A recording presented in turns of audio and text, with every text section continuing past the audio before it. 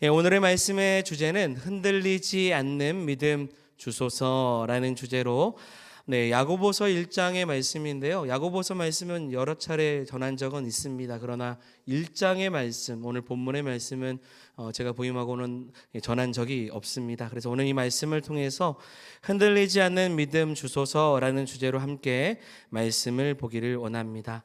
2022년 4월 1일 기사 내용입니다. 기사 내용은 설악산 흔들바위가 추락했다라는 내용입니다.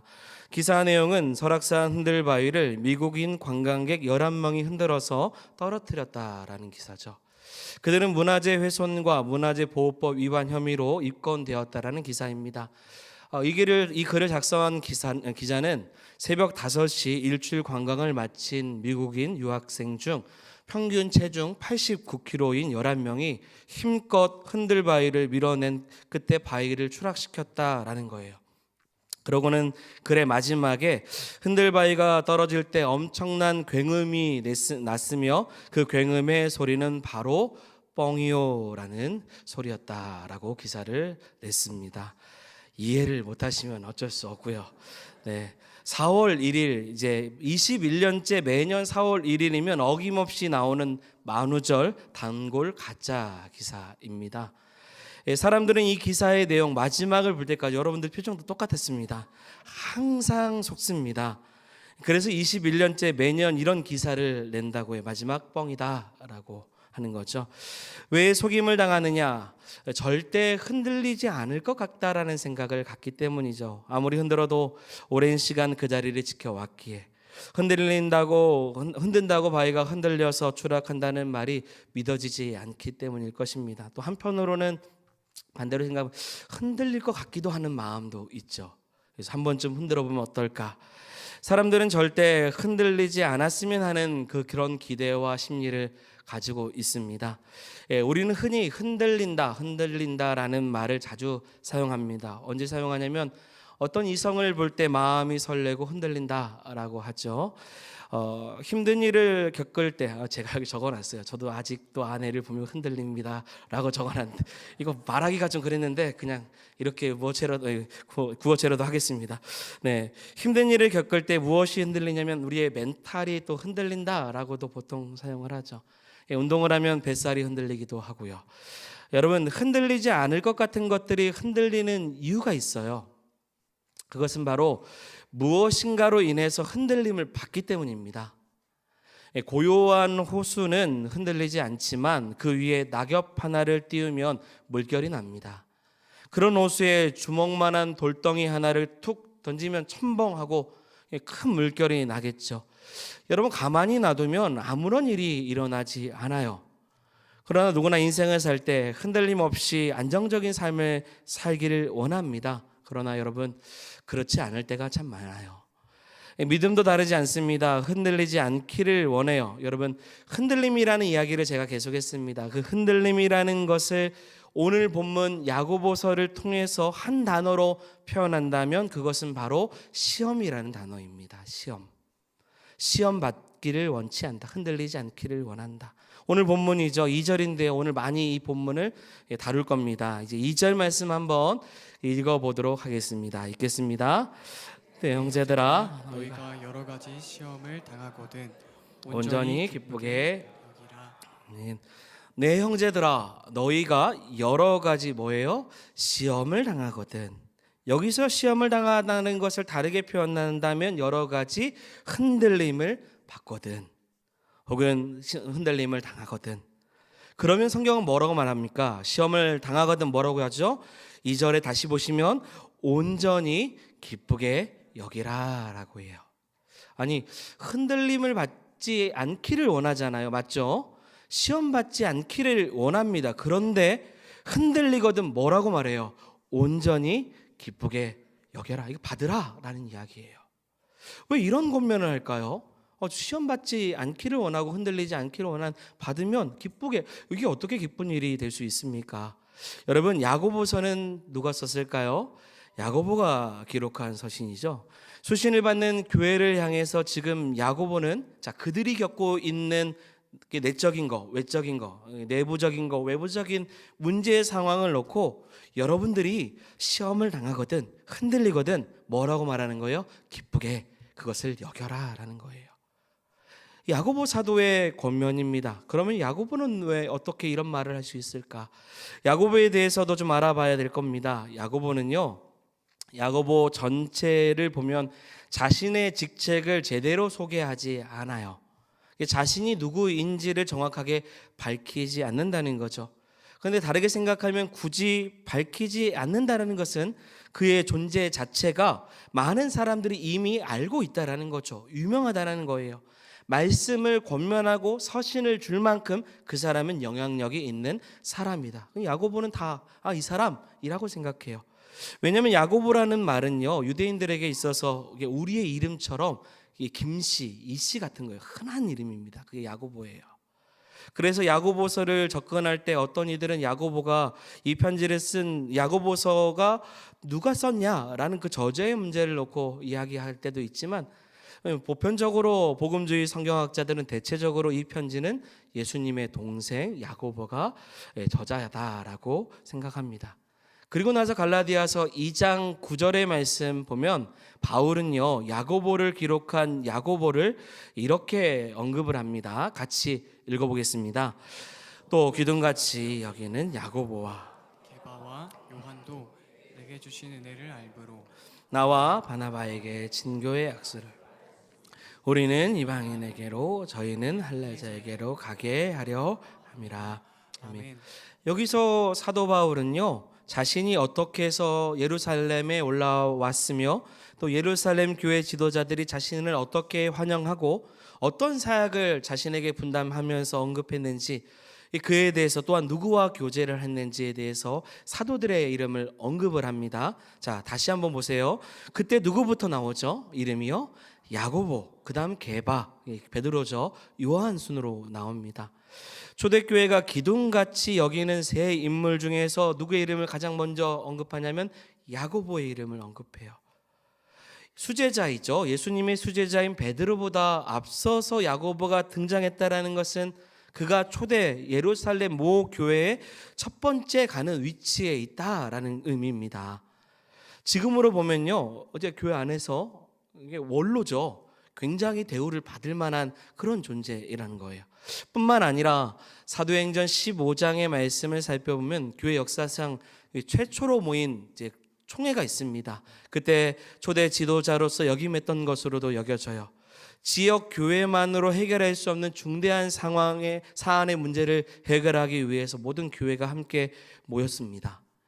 할례가 우선이냐, 할례와 믿음이 어떤 것이 중요하냐, 다 필요하냐, 아니면 오직 믿음이냐, 이런 주제를 가지고 열띤 토론을 합니다. 말할 만한 사람들이 나와서 한마디씩 다 발언을 해요. 예수님의 수제자 베드로 즉 게바도 자기의 입장을 밝힙니다. 그리고 나서 맨 마지막 결론을 내린 사람이 누구냐면 야고보라는 거예요. 그만큼 공의회에서 야고보의 입지가 높습니다. 영향력이 있습니다. 믿음의 본이 되는 사람이었어요. 많은 사람들에게 지도자라고 인정받을 만한 사람인 겁니다. 그리고 그의 서신에서도 보면 그가 무엇을 강조하냐면요, 여러분, 야고보가 제일 많이 강조하는 것 중에 하나가 기도입니다.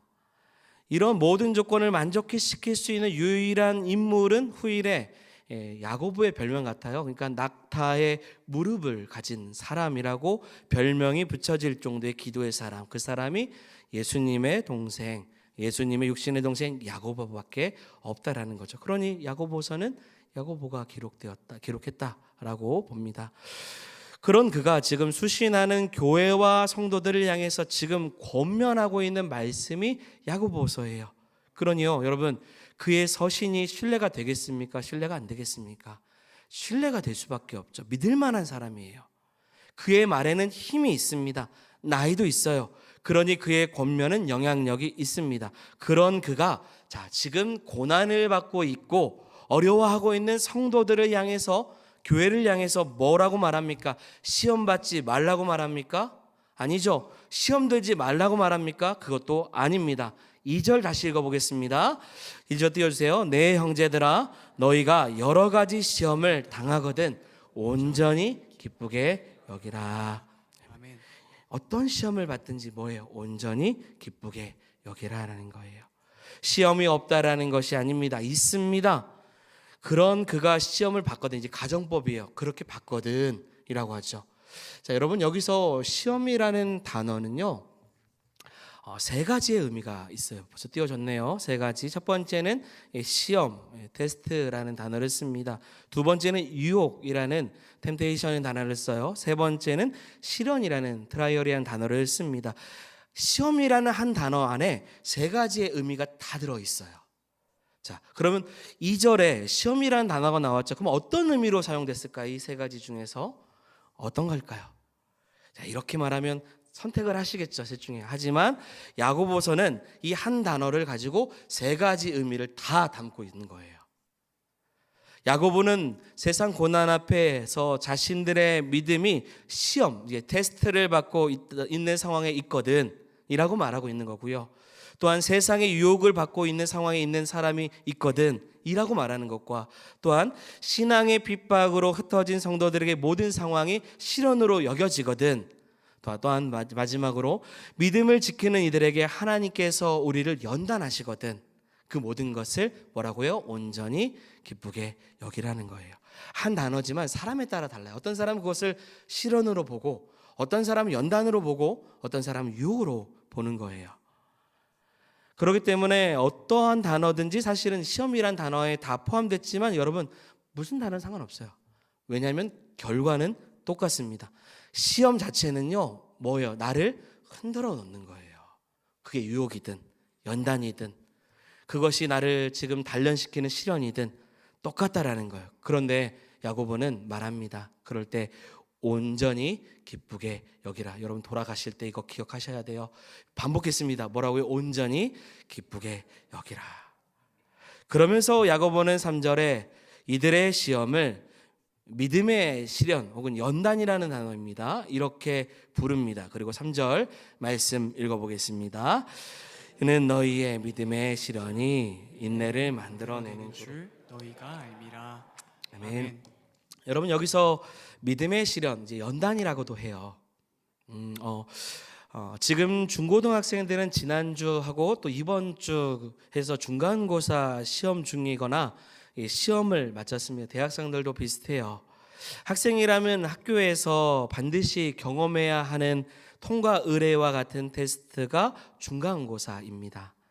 이 테스트를 잘 활용하는 친구들은 시험 후에 뒤떨어진 과목을 보완함으로써 보다 좋은 기말을 준비하게 됩니다. 그래서 시험을 받는 것은 오히려 좋은 것이죠. 왜냐하면 자신의 학업 상태를 확인할 수 있기 때문입니다. 자, 이런 측면에서 본문으로 보면요, 그것이 바로 시험이 허용되는 이유라고 야고보는 이야기하고 있는 겁니다. 믿음의 시련, 믿음의 연단, 테스트가 꼭 필요하다라는 거예요. 그렇기 때문에 그것을 뭐라고 해요? 기쁘게, 온전히 기쁘게 여길 필요가 있다라는 것이죠.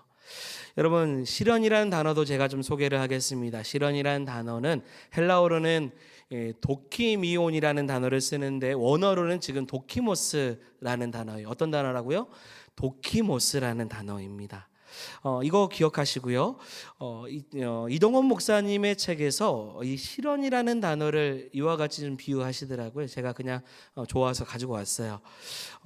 도공들이요, 도자기를 구워 만들 때 먼저 진흙을 잘 빚어서 불에 집어넣습니다. 그리고 구운 다음에 꺼내죠. 꺼냈을 때 흠이 있으면 어떻게 하냐면 깨트리죠. 그런데 잘 구워지고 흠이 없으면 이 도자기를 보고 뭐라고 말하냐면 도키모스라고 이야기해요. 이 뜻은 통과라는 거예요. 이 시련을 잘 견뎠다. 도자기라는 그 진흙이 이 불 가마에 들어갔을 때 잘 견뎌서 아름다운 모양으로 나왔다. 이러한 합격 선언으로 쓰는 단어가 뭐냐면 도키모스, 시련, 연단이라는 거예요. 베드로전서 1장 7절에 이 배경을 잘 설명하는 표현이 말씀 가운데 기록되어 있습니다. 같이 한번 띄워주시고, 베드로전서 1장 7절 있을까요? 없나요? 네, 없으면 제가 읽어드리겠습니다. 너희 믿음의 확실함은 불로 연단하여도, 같이 읽겠습니다. 너희의 믿음의 확실함은 불로 연단하여도 예수 그리스도께서 나타나실 때 칭찬과 영광과 존귀를 얻게 할 것이니라. 아멘. 아멘. 여기서 나오는 연단이라는 단어가 도키모스, 아까 말했던 믿음의 시련이라는 거예요. 잘 견디고 잘 견디면 모든 시련이 믿음의 연단의 기회를 갖는다는 거예요. 그래서 말하는 거예요. 2절에 너희가 어떤 시험을 당하거든 뭐라고요? 온전히 기쁘게 여겨라. 너를 단련시켜 주시는 것이다 라는 거예요. 그냥 단어 해석을 많이 해서 죄송합니다. 오늘은 하나 더 하면요, 여기서 온전이라는 말은요, 이 성숙이라는 뜻입니다. 시험을 받고 흔들리는 상황 속에서도 어떻게 하라는 거예요? 성숙하게 기쁘게 여기라는 거예요. 그렇게 되면 나중에 주님께서 뭐라고 하냐면 통과, 잘했다, 칭찬받을 수 있다라는 거예요. 야고보서의 기록 목적이 이겁니다. 바로 성도들이요, 이 성숙함으로 온전함으로 어떤 고난이 와도 어떠라는 거예요? 하나님 앞에 통과, 잘했다라고 칭찬받을 수 있도록 온전히 기쁘게 여기라는 거예요. 그래서 3절에 너희는 믿음의 시련을 통해서 뭐를 만들어내냐면요, 뭐예요? 인내를 만들어내는 줄을 너희가 알아라라는 거예요.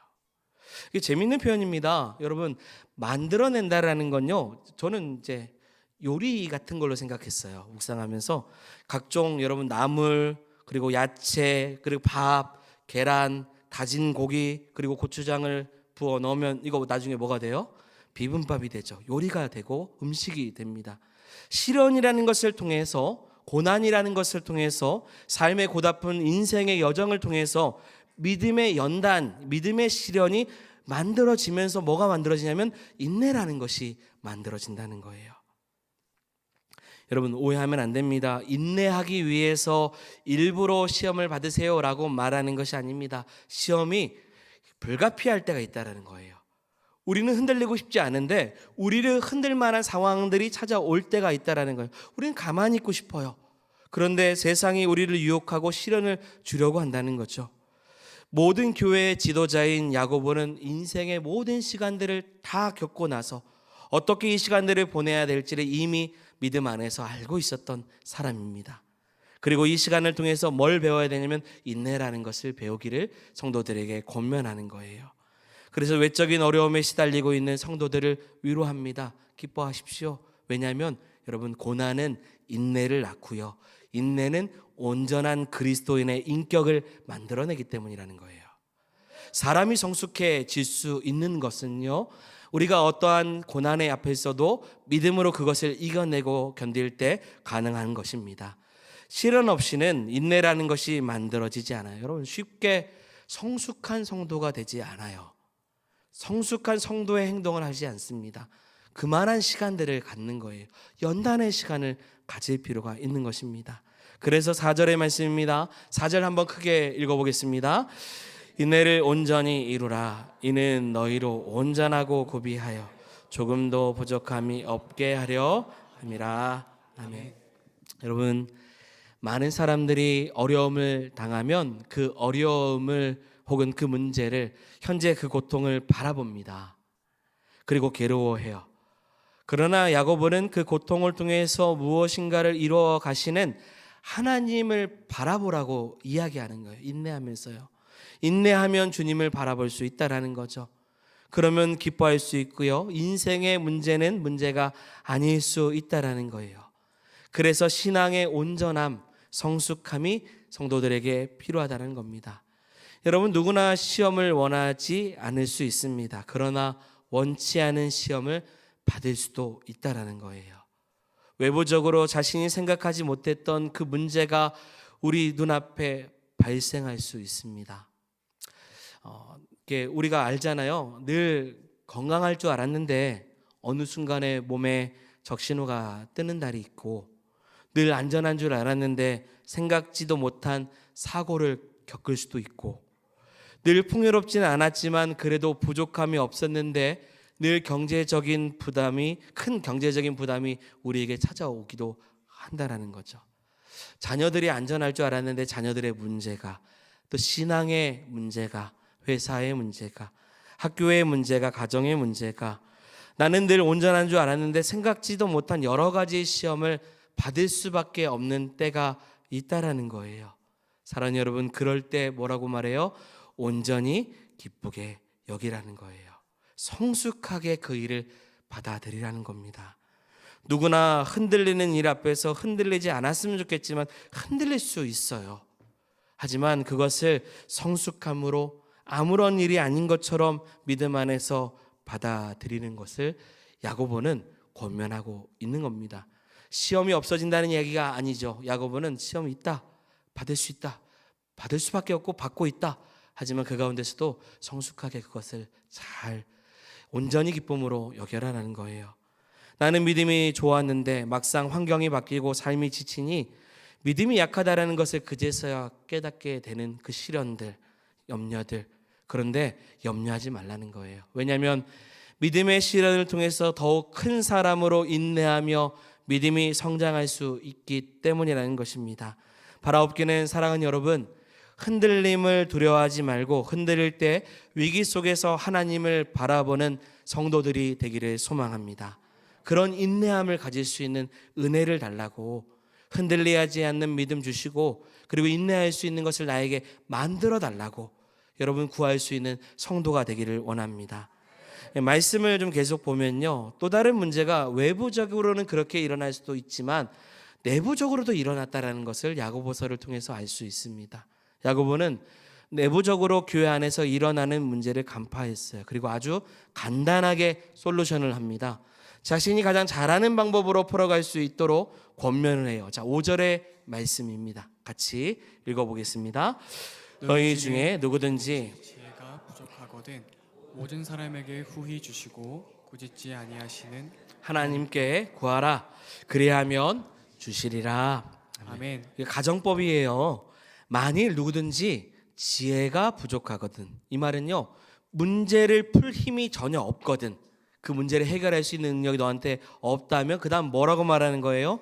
모든 사람에게 후히 주시고 꾸짖지 아니하시는 하나님께 구하라. 그리하면 주시리라. 아멘. 간단한 거죠. 만일 누구든지 문제의 답을 모른다면 뭐 하라는 얘기예요? 그냥 기도하라는 이야기입니다. 낙타 무릎을 별명으로 가지고 있는 야고보다운 이야기를 하고 있어요. 여러분, 외부적인 문제는 사실 풀기가 더 쉽습니다. 건강에 안 좋으면요, 약을 먹으면 돼요. 병원을 가면 돼요. 더 어려우면 수술을 하면 됩니다. 돈이 필요하면 벌거나 얻거나 꾸면 됩니다. 물론 이것도 쉬운 건 아니에요. 자녀들과의 문제나 학업이나 직장이나 생계나 이것도 다 어려운 문제이죠. 그러나 더 큰 문제는 내부적인 거예요. 우리 영혼의 문제죠. 구원의 문제이고 믿음의 문제인 겁니다. 그리고 교회 공동체 안에 영적인 문제인 겁니다. 이는 사실 더욱 풀기 어려운 거예요. 그런데 야고보는 좀 더 쉽게 이야기해요. 당면한 그 문제를 스스로 해결할 수 없다면 하나님께 뭐해요? 지혜를 구하고 기도하라는 거예요. 하나님의 능력으로만 풀 수 있다라는 것으로 여기고 뭐예요? 다 맡기라는 겁니다. 여러분, 이 말을 뒤집어 보면요, 교회와 성도가 자신의 영적인 문제를 놓고도 전혀 기도하지 않고 있다라는 거예요. 기도하면 되는데, 아주 간단하게 문제를 풀 수 있는데 왜 내적인 그 영적인 문제, 구원의 문제, 신앙의 문제를 놓고 전혀 기도하지 않는 것 같은 모습을 갖냐라는 것입니다. 해결할 수 없는 이유는 기도하지 않고 있기 때문인 것이죠. 여러분, 우리의 믿음이 무엇인가로 인해서 흔들릴 때 여러분, 그것이 기도하라는 메시지로 받는 성도들이 되기를 소망합니다. 고난의 시간을 겪고 있을 때 하나님 앞에 엎드리라는 메시지로 받으시기를 바랍니다. 인생에 답이 없을 때 하나님을 바라보라는 메시지로 받으시기를 바라요. 하나님과의 거리가 있다면, 그래서 세상의 유혹 앞에서 넘어지고 있는 것은 아닌가를 자신을 살펴보라고 하는 하나님의 메시지로 받아야 되는 것입니다. 이미 야고보서에서 나오는 성도들 중에 일부는요, 이미 그리스도를 향한 사랑을 잃어버렸어요.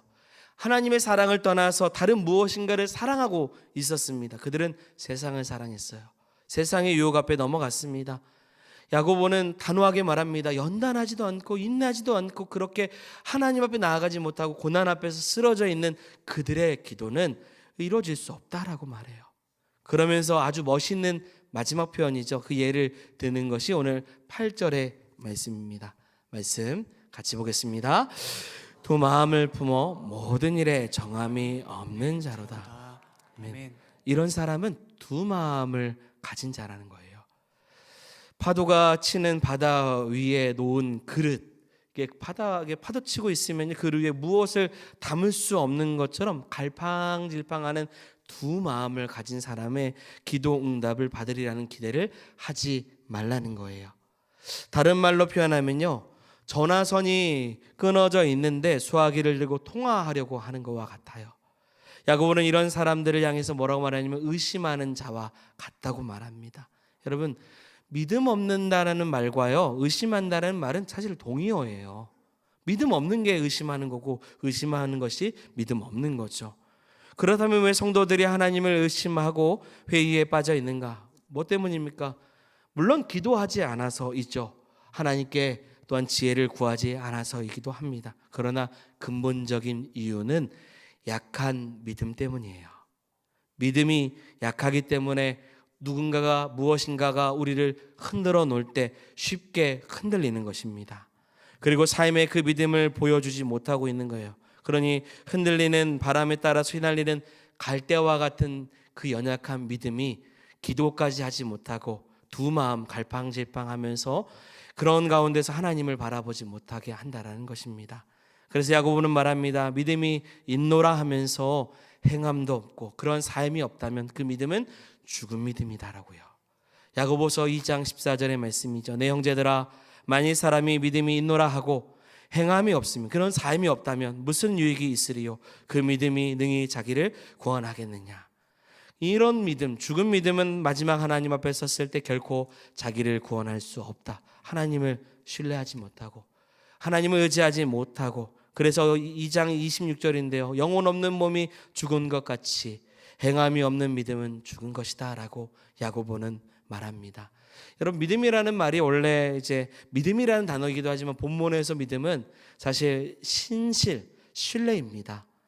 실제로 야고보는 그 의미대로 예수님을 믿는다면서 실제로 예수님을 전적으로 신뢰하지 않고 따르지 않으면 그건 믿음이라고 말할 수 없다고 말하는 거예요. 그런 사람이 무슨 기도를 하냐? 기도도 하지 않으니 고난이 오면 흔들린다라는 거예요.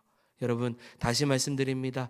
흔들리지 않기를 원하지만 흔들리는 상황이 왔을 때 여러분 정말로 온전한 기도하는 자리로 나아갈 수 있는 성도들이 되기를 소망합니다.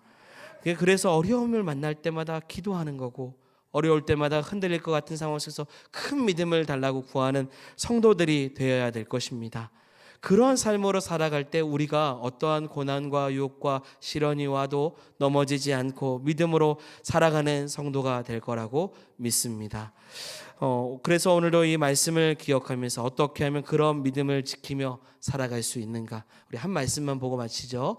요한복음 1장 12절의 말씀입니다. 같이 읽겠습니다. 영접하는 자, 곧 그 이름을 믿는 자들에게는 하나님의 자녀가 되는 권세를 주셨으니. 아멘. 이 말씀은 많은 성도들이 너무나도 귀하게 여기고 좋아하는 말씀입니다. 영접하는 자, 예수님을 영접하는 자, 그리고 그 이름을 믿는 자. 그러니까 믿는 자는 주님을 영접하는 자들이죠. 그 믿음이 삶으로 갈 수 있다라는 거예요. 그리고 하나님의 자녀가 되는 권세, 하나님이 주신 능력과 기도를 통해서 받는 응답의 역사를 우리가 누리게 될 수 있다라는 것입니다. 그렇기 때문에 여러분, 흔들리지 않는 믿음을 갖기 원한다면 주님을 더욱더 영접하라는 거예요. 신뢰하라는 겁니다. 주님을 따르라는 거예요. 그리스도와 매일 교제하지 않는 사람은 그리스도에게 끊어지는 사람이 될 수 있습니다. 그리스도와 함께 교제하며 살 때 기도하는 생활이 즐겁고요, 주님과 의논하면서 슬기로운 믿음 생활을 하게 될 것입니다.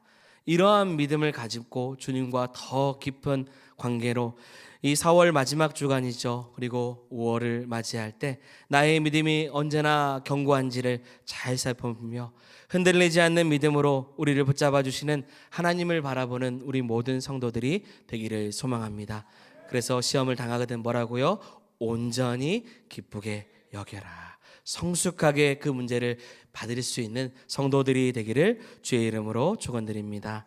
아멘. 우리 함께 찬양하겠습니다. 지금 이곳에 임하소서. 우리에게 온전한 믿음, 낭망하지 않는 믿음, 하나님 앞에 진실함으로 나가는 믿음을 더해 주시기를 소망하면서 같이 산 믿음이 될 수 있도록 같이 한번 찬양하기 원합니다. 지금 이곳에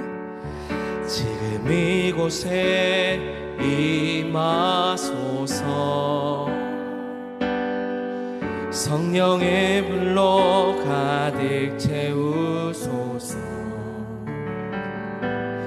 갈급한 내 맘에 찾아오셔서 주의 성령으로 채워주소서. 한 번 더 지금 이곳에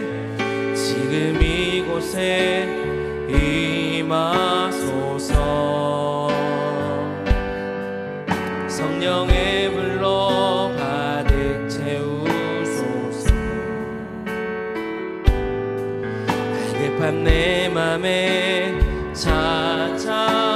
찾아오셔서 주의 성령으로 채워주소서.